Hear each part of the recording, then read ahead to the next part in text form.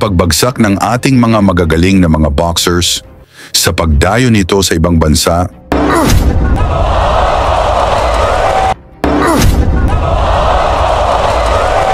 meron pa rin tayong matatapang na boksingero, handang patunayan na hindi tayo basta-basta patatalo, kahit pa sa balwarte ng kalaban. Isa na nga dito ang 3 Division World Champion na si John Riel Casimero na dumayo na sa 11 bansa at isa-isang pinabagsak ang kanilang mga champion.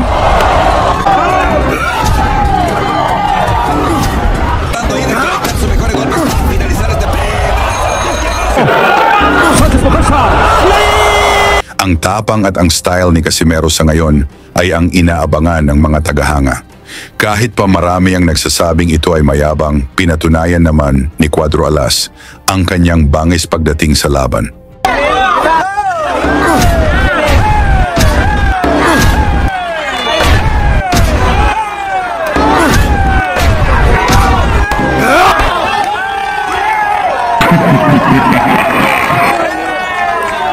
Sa pagpasok ng taong 2025, naging laman ng usap-usapan ang pagtatagpo ni Casimero kontra sa pambato ng Uzbekistan na si Murodjon Akhmadaliev, ang former unified champion at kasalukuyang WBA interim super bantamweight champion. Ayon sa lumabas na balita na ayaw tanggapin ni Murodjon ang belt na iwanan ni Naoya Inoue kung hindi idaan sa laban. Kaya dahil dito, posibleng makakatapat nito si Casimero at inihayag naman sa kampo ni Cuadro Alas na haharapin nito ang pinakamalakas sa super bantamweight, isa na rito si Akhmadaliev. Hindi ito madaling kalaban para kay Casimero si Akhmadaliev. Gawa ng iniiwasan ito ni Naoya Inoue dahil ito ay isang Olympic medalist at nagmula sa 2 knockout na panalo. In the corner again, catching punches again, body punching. One single Kung maplansa ang labanang ito, tiyak na magiging mahigpit na sagupaan ito para sa 2 mandirigma na kapwa naghahangad makalapit sa titulo ng super bantamweight na hawak ng monster na si Inoue.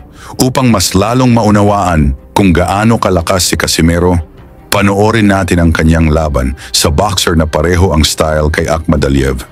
This is what I've been looking for, because I know he's a good boxer and this is what I'm fighting for, and I'm gonna bring the title back home to Ghana. Yung kalaban ko yan, pag matamaan ko yan, putol ulo yan. Ito ay ang Olympian at undefeated knockout artist na si Duke Mika na may 24 na panalo, walang talo at 19 knockout.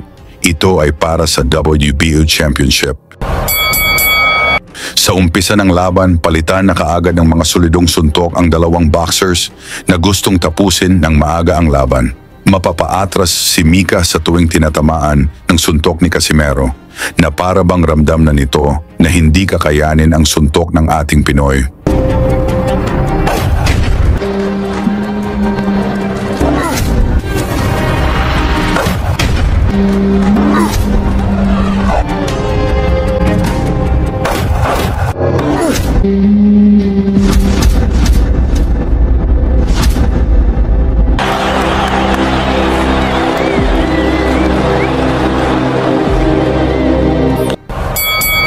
Pero bago tayo magpatuloy sa laban, may gusto lang akong ibahagi sa inyo.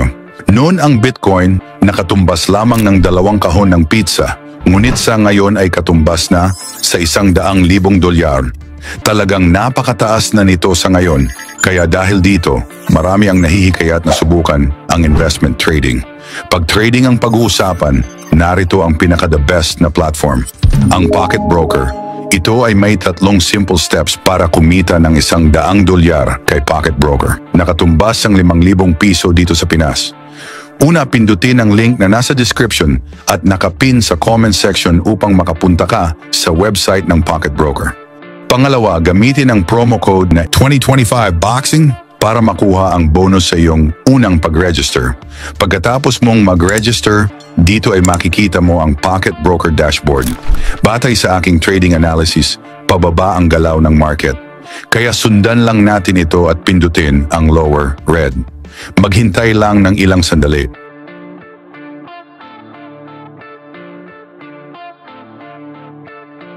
Yun, napakadali lang, di ba? Kumita ka agad tayo ng $100. Hindi lang dito madaling kumita, napakadali din dito mag-withdraw sa Pocket Broker. Pwede mong gamitin ang bank account, e-wallet, GCash o kahit cryptocurrency.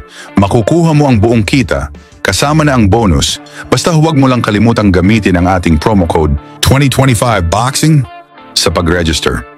Tungkol naman sa inyong katanungan sa kanilang platform, meron sila ditong 24/7 sa kanilang chat support. Sa Pocket Broker, may access ka sa mahigit 130 assets tulad ng currency pairs, indices, stocks at cryptocurrencies. Maaari kang kumita ng hanggang 72% yield anumang oras. Kaya wag na mag-aksaya ng panahon, sama-sama tayong kumita gamit ang the best na platform para sa trading. Huwag kalimutang gamitin ang promo code 2025BOXING para makuha ang inyong bonus. Tara na, sabayan niyo ako at kumita dito sa best platform na Pocket Broker. Tuloy ang aksyon dito sa pangalawang round kung saan pareho pa lang ang puntos ng dalawang boxers. Tumama din ang mga solidong pinakawalan ni Mika, ngunit parang hindi tinatablan dito si Casimero. Mas lalong agresibo si Casimero kung saan sa puntong ito, hindi na alam ni Mika paano depensahan ang malakas na kanan at kaliwang pinakawalan ni Cuadro Alas. Kaya umatras na lang ito pag sumugod na ang ating Pinoy.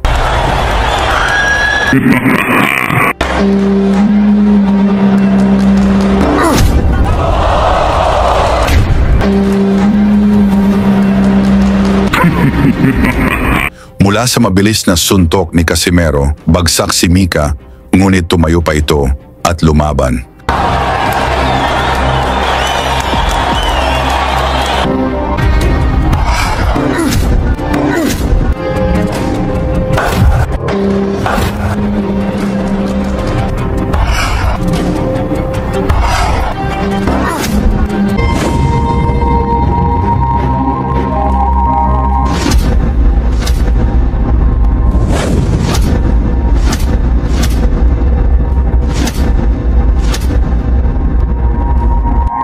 Gusto nang tapusin ni Casimero ang African sa round na ito, ngunit matibay din itong si Micah.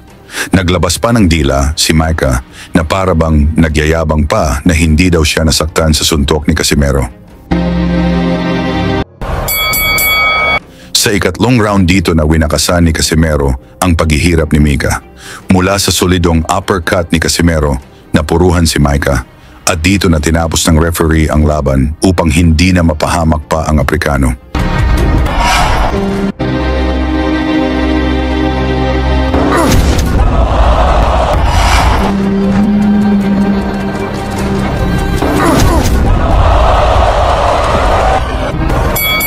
Nakuha ni Casimero ang technical knockout na panalo sa ikatlong round at nadepensahan ang WBO title.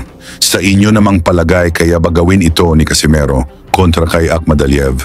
Pag-usapan na lang natin yan sa baba at isama nyo na rin ang inyong lugar upang alam natin kung saan na umabot ang ating video.